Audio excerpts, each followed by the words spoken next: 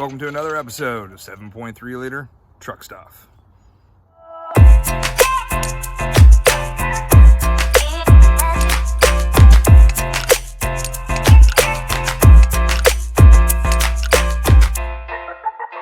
Today we're going to be discussing a coolant reservoir. When I purchased the vehicle, this is how it was. It was one of the initial things I noted that was wrong with it.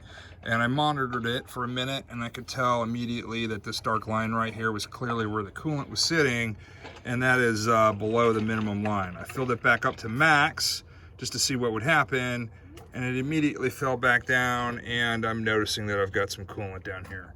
So today I went ahead and purchased a new coolant reservoir, and we're gonna get moving on putting this new reservoir in. First thing I did was purchase a siphon. It is linked below. Some assembly required.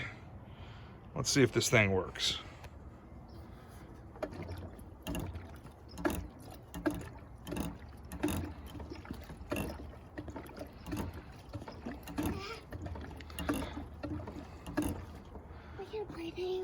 Even the children are bored and unimpressed.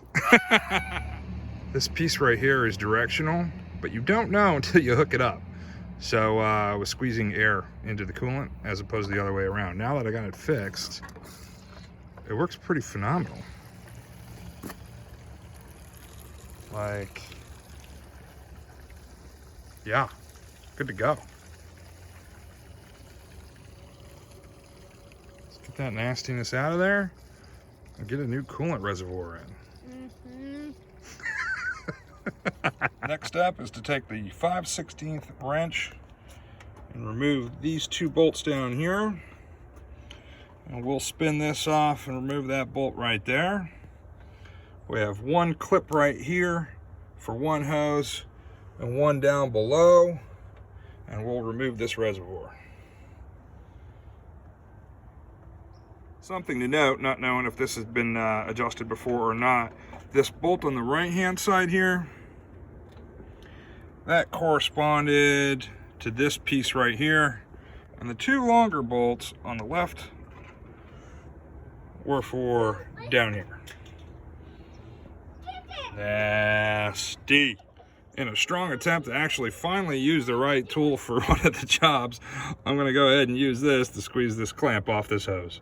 All right, we've disconnected the bolts, the hoses, clamped this, and we are pulling out this old, nasty reservoir. It's not until it's out we get a good opportunity to see just how dirty and damaged this puppy was. Glad we're getting rid of this. Down below here and up here, I went ahead and used the pre-existing clamps and secured the hoses in. And now we'll just put the bolts in. I essentially hand tightened all three bolts, but because this bolt has got some play built in, I secured these first two to a complete tightness and then secured this one. Now I'll put the crowbar back in and we'll fill her up. As we lose light in the sky, our new LED light installed throws a decent amount of light over the engine bay, and we can see that that coolant bottle was filled all the way up to max. We let it settle for a minute. So we're gonna fire her up and check for leaks. All right, this wraps up another episode of 7.3 liter truck stuff. I took the opportunity before I lost daylight completely to recycle the coolant that we poured out of the original bottle. Warmed up the engine, checked to make sure that there weren't any leaks. There are not, and we're good to go. Another project complete. Thanks for watching. Slam that subscribe button, crush like. I appreciate it. Take care.